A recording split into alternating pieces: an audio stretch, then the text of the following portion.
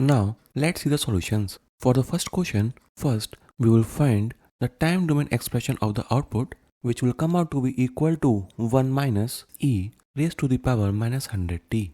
You can easily find the value of time constant, which will come out to be equal to 0.01 second. The definition of other two parameters are provided in the question itself. This question checks only your problem solving skills of mathematics. You can easily find the settling time and rise time, which will come out to be equal to 0.04 and 0.022 seconds respectively.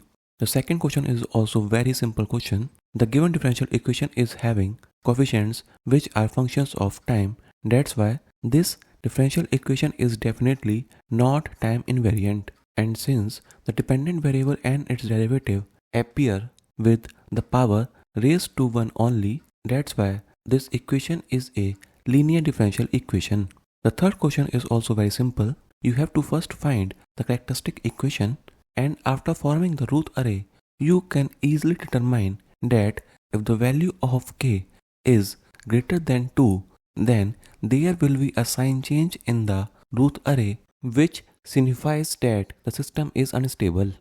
For the fourth question, we can easily determine the steady state value of the output, which is 3, as the steady state value is the value of the output when time tends to infinity. And we also know the value of the output at time constant is equal to 63.2% of final value, which in this case will come out to be equal to 1.896. And as can be seen clearly, the value 1.896 comes between the value 1.65 and 2.18, which occurs at the time instant 1.6 and 2.6 seconds respectively.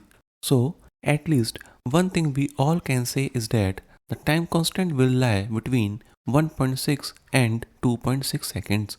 Since the only option between these two values is 2, so the time constant will be approximately equal to 2.